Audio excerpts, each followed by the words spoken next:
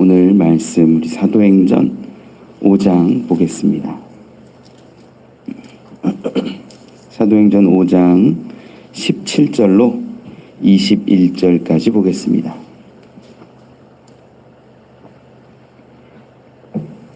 사도행전 5장 17절로 21절의 말씀 우리 한 절씩 교독하지요. 대제사장과 그와 함께 있는 사람 즉 사두개인의 당파가 다 마음에 시기가 가득하여 일어나서 주의 사자가 밤에 옥문을 열고 끌어내어 이르되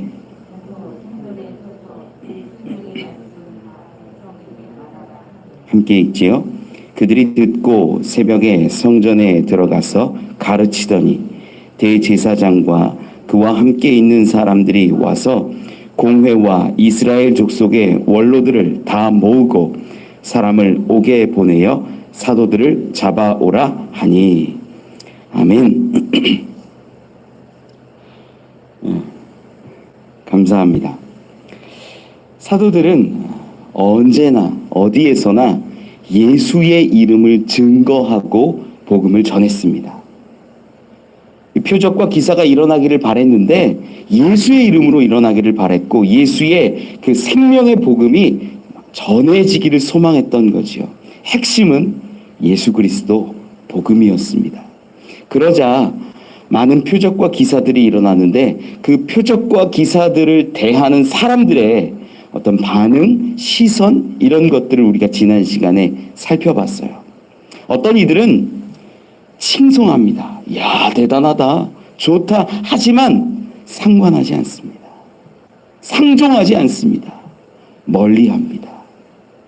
어떤 이들은 예수 그리스도를 전하는데도 불구하고 베드로의 발 앞에서 그림자라도 지나갈까 기적과 능력을 바라며 그 자리에 머물러 있기도 합니다.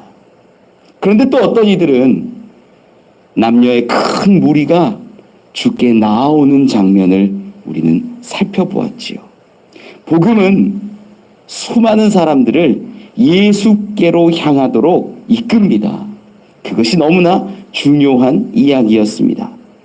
오늘은 그렇게 복음을 전하고 복음을 전하는 가운데 표적과 기사가 일어나는데 이 사두개인들이 대제사장을 중심으로 한 자들이 사도들을 잡아가는 이야기입니다. 먼저 좀 말씀을 보면 17절 말씀에 이렇게 기록해요. 대제사장과 그와 함께 있는 사람 즉 사두개인의 당파가 다 마음에 시기가 가득하여 일어나서 지금 다시 한번 사도들을 잡아가는 장면이 나오는데 우리 4장에서 사도들을 잡아가는 장면 보았잖아요. 처음에 제가 말씀드릴 때 이 사네드린 공회가 열릴 때도 어떤 표적과 기사가 일어나면 그때 처음 있었던 게 걷지 못하던 자가 일어나니까 이 표적이 과연 어디에서 왔는가 확인해야겠지요. 그러는 과정에 예수 그리스도를 선포하게 되었고 사네드린 공회가 사람들의 칭송함을 바라보며 그냥 내어주었던 것 보았습니다. 그때 저들이 무슨 얘기했냐면 이 베드로와 요한에게 예수의 이름으로 가르치지 말라. 이 4장 18절 말씀에 기록하거든요. 4장 18절 같이 한번 읽어볼까요? 시작. 그들을 불러 경고하여 도무지 예수의 이름으로 말하지도 말고 가르치지도 말라. 이렇게 결론이 난 거예요.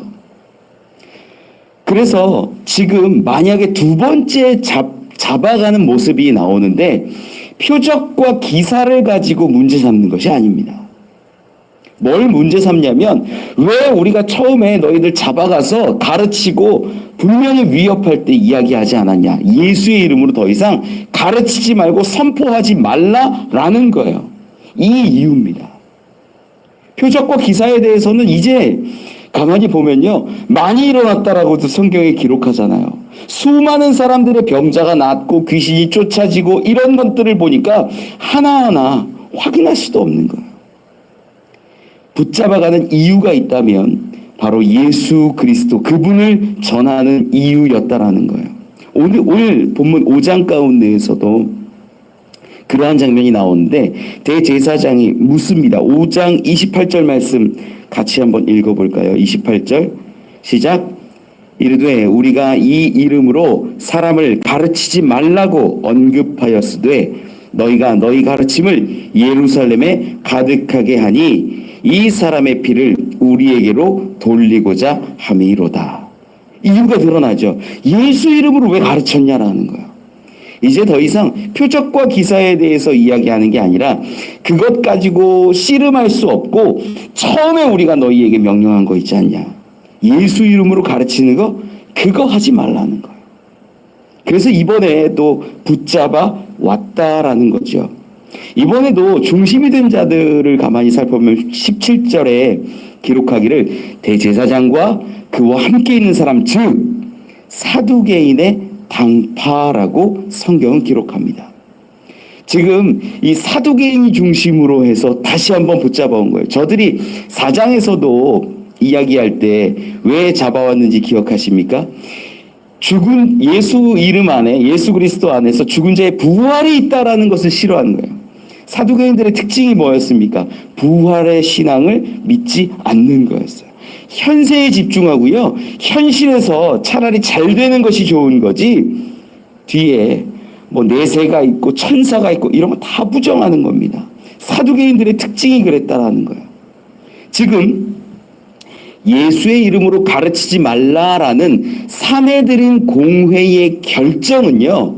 거기에 사두개인도 있고 바리새인도 있어요. 그런데 지금 다시 사도들을 잡아가는 그 주체를 보니까 사두개인들이라는 거예요. 저들의 표면적인 이유, 드러나는 이유는 예수의 이름으로 가르치는 것이었지만 진짜 이유는 따로 있었다라는 거죠. 예수 그리스도 안에 그 이름 안에 죽은 자의 부활이 있다라는 것 이것도 싫어했고 오늘 본문에도 분명히 이야기하는데 17절에 당파가 다 마음에 시기가 가득하여라고 시기가 그들 마음 가운데 일어났다라는 거예요. 대제사장과 사두개인들이 마음에 시기가 일어나서 저 사도들을 잡아간 것입니다. 이 시기라고 번역되어져 있는 이 단어가 헬라어로는 젤루예요. 젤로시라고 우리 질투하고 이렇게 막 열심을 내는 어떤 그런 모습도 있고 이런 단어의 원형이거든요. 젤루라는 단어가 질투했다라는 거예요. 지금 대제사장과 사두개인들이 사도들을 잡아간 이유가 있는데 그게 질투심, 시기심이었다라는 거죠. 뭘 시기할까요? 수많은 백성들이 성전에 와서 제사도 드리고 예배도 드리고 이 제사장들의 말을 듣기도 하고 율법 교사들의 가르침을 받기도 하고 성전 세를 내기도 해야 하고 이러한 일들을 해야 되는데 지금 보니까 어디 있어요? 주로 솔로몬 행각에 모여 있는 거예요. 솔로몬 행각에 모여서 사도의 가르침을 받고 저들이 예수 이름을 선포하면서 막 사람들에게 안수도 하고 기도도 하고 이럴 때 낫기도 하고 귀신이 나가기도 하고 이런 일들이 일어나니까 시기심이 드는 거예요. 마음 가운데. 사두개인들의 마음이 그랬다라는 거죠. 야, 우리가 지금까지 수많은 사람들로부터 인정받고 존경받고 이렇게 잘 살게 되었는데 저들이 다 저리로 가는구나. 마음의 질투와 시기가 점점 더 커지고 그들이 중심이 되어서 사도들을 붙잡았다라는 겁니다.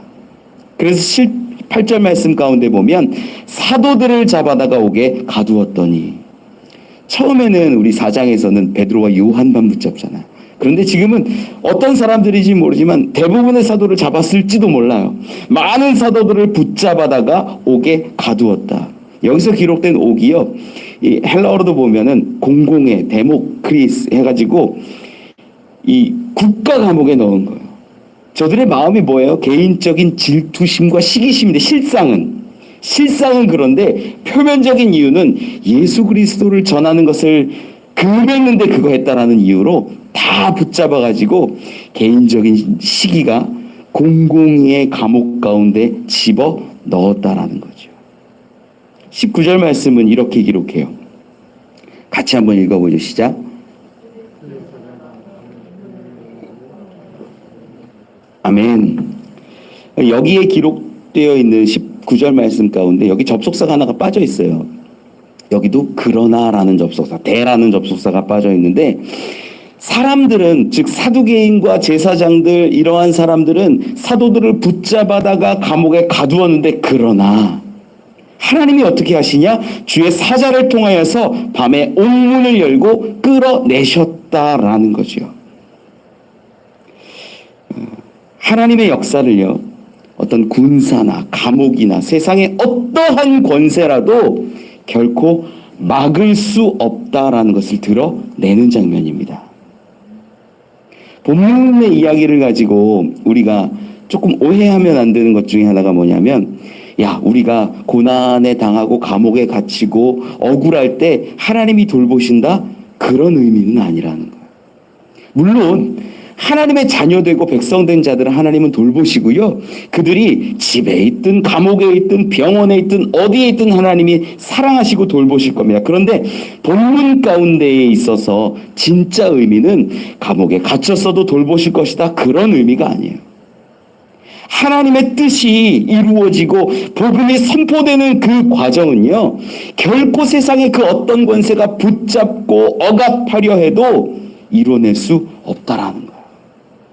하나님의 뜻이, 복음이 흘러가는 그 길이 문이 없다라는 거예요. 결코 막을 수 없다라는 거예요. 이것이 바로 이 19절 말씀 가운데 드러나는 의미라는 거지요. 더 분명하게 드러나는 것이 20절 가서예요. 20절 말씀 같이 읽어보죠. 시작. 성전에 서서 이 생명의 말씀을 다 백성에게 말하라 하매. 성전에 가서 말을 하라고 전합니다.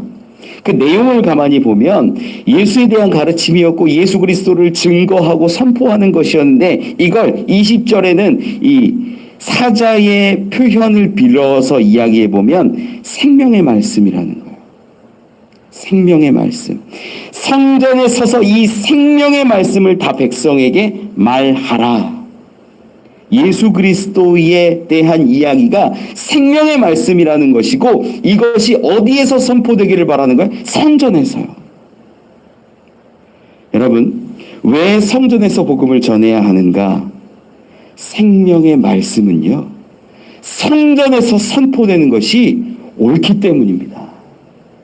이것이 너무나 물론 어디에서든 선포되어질 수 있죠. 그런데 가장 먼저 회복되어야 할 곳이 어딥니까? 성전인 거예요.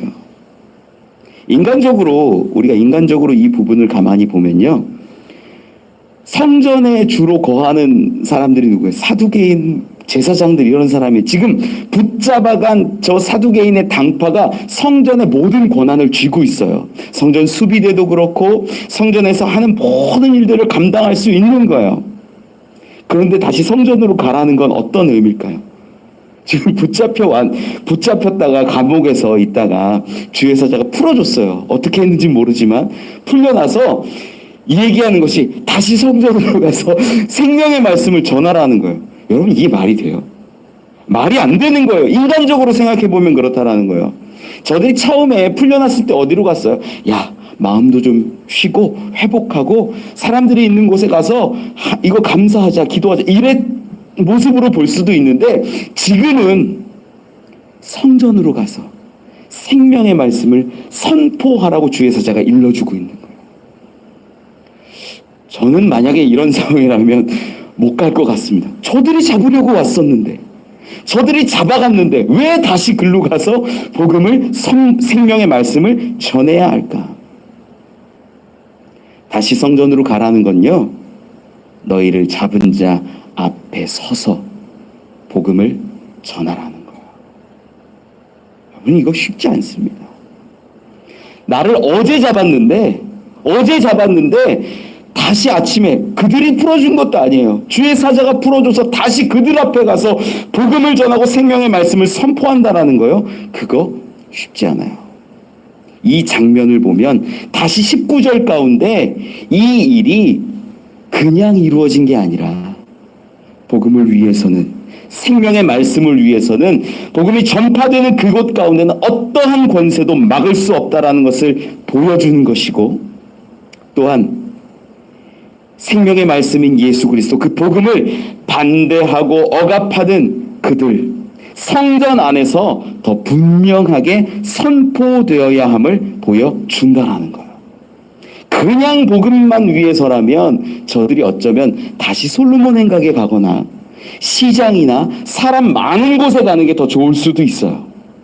그런데 그렇지 않고 복음이 선포되어져야 할 곳, 그곳을 지명하여 오히려 반대하는 사람들이 더 많은 그곳에 가서 전하게 하신다라는 거예요. 21절 말씀 가운데 보면 이렇게 기록합니다. 그들이 듣고 새벽에 성전에 들어가서 가르치더니, 새벽에 성전에 나온 사람들이 있었다라는 거죠. 이 당시에도 경건한 유대인들 가운데는 어떠한 모습들이 있었냐면, 아직 낮이 되어서 뜨거워지기 전에 기도를 하고 자기의 일과를 보는 사람들이 상당히 많았습니다. 경건하다라고 자기가 생각하고 열심을 내는 종교인들이었지요.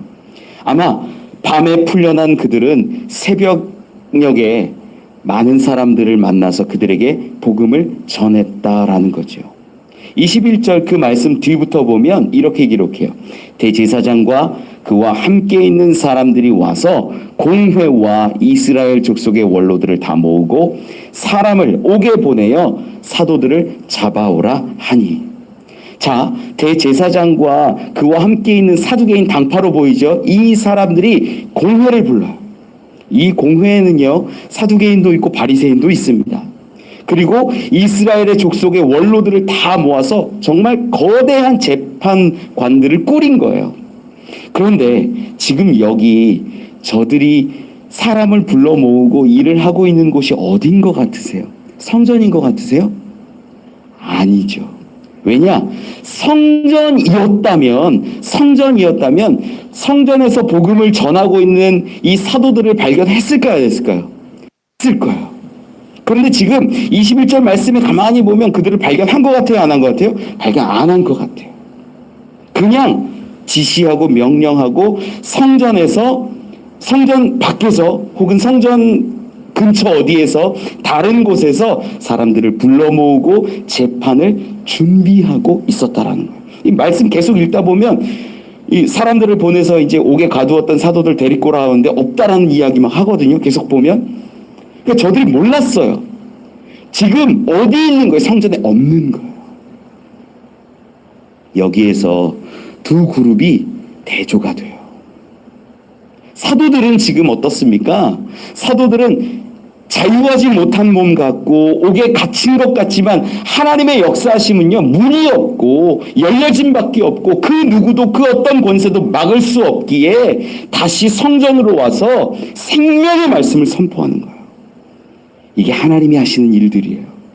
사람의 일은 어떻습니까? 저들은요, 대제사장과 사두개인과 당파들은 자유한 몸인 것 같지만 자기들의 생각과 자기들의 기득권과 이런 모든 것에 붙잡혀 있는 거예요. 그래서 성전 근처에 있음에도 불구하고 생명의 말씀을, 복음을, 이런 것들 가운데 살아가는 것이 아니라 정치하고 있는 거예요. 재판하고 있는 거예요. 두 그룹이 분명하게 나뉘고 있죠. 붙잡힌 것 같지만 자유한 자들, 자유한 것 같지만 자기의 생각과 기득권과 욕심과 질투와 시기 때문에 붙잡혀 있는 자들. 사도들은 붙잡혀 있는 것 같지만 복음을 위하여서 나아간다면 모든 문이 열려지고 그것이 어디가 됐든 말씀을 선포하는 삶을 살아갑니다. 그런데 대제사장은요, 그들이 있어야 할 곳이 성전이었음에도 불구하고 성전이 있지 않아요. 저들이 있었던 곳은 정치하는 곳, 사람들을 어떻게 할까 꿰어내는 곳, 판단하고 재판하는 곳이었다라는 겁니다. 이 두 부류가요, 너무나 분명하게 차이가 드러나는 거죠. 저는 여러분들이 이 말씀을 통하여서 사도들의 모습을 여러분의 마음에, 삶에 새길 수 있기를 원합니다. 우리가 다 매여 있는 것 같은 사람들이에요. 사도들이 이 감옥에 매여 있는 것처럼 우리의 모습들이 다 매여 있는 것 같아요. 상황에 매여 있고, 건강에 매여 있고, 물질에 매여 있고, 자녀에 매여 있고, 수많은 감옥과 같은 것들이 우리를 메고 있지 않습니까? 그런데 복음을 위하여 일어나는 자에게는 그 문들이 열릴 줄 믿습니다. 복음을 위하여 우리가 소망하고 내 입술에 복음을 채울 때, 생명의 말씀을 부르짖을 때 주의 사자가 그 문들을 열고 이끌어낼 줄 믿습니다. 그냥 신앙생활하는 사람들은, 성전에 있어야 하는 그 자들은 어떻게 하면 재판하고 어떻게 하면 내 기득권을 챙길까 이 생각밖에 하지 않지 않습니까? 여러분, 매여 있는 것 같지만 복음을 위하여 자유한 자가 되십시오. 그때 여러분을 붙잡고 있었던 모든 문들이 열릴 줄 믿습니다. 그러한 사도와 같은 생명의 말씀을 위하여 살아가는 저와 여러분, 우리 되시기를 축원합니다. 기도하겠습니다. 하나님 감사합니다. 우리의 모습이 사도와 같기를 원합니다. 때로는 저 사두개인들과 같아서 질투하고 시기하고 자유한 인생이지만 내 마음과 생각에 매여 있을 때가 얼마나 많습니까? 하나님, 이제는 우리의 모습을, 우리의 존재를 바꾸셔서 상황은 바뀌지 않고 매여 있는 것 같지만 복음을 위하여 자유한 존재로 살게 하여 주시옵소서. 우리의 입술에 예수 그리스도 생명의 말씀이 채워지기를 원합니다. 생명의 말씀을 선포하며 나아갈 때 하나님, 묶였던 문들이 열리고 옥문이 풀어나는 놀라운 능력 있게 하여 주시옵소서. 우리 한 사람 한 사람 이 대림의 절기 주님 앞에 나와 기도합니다.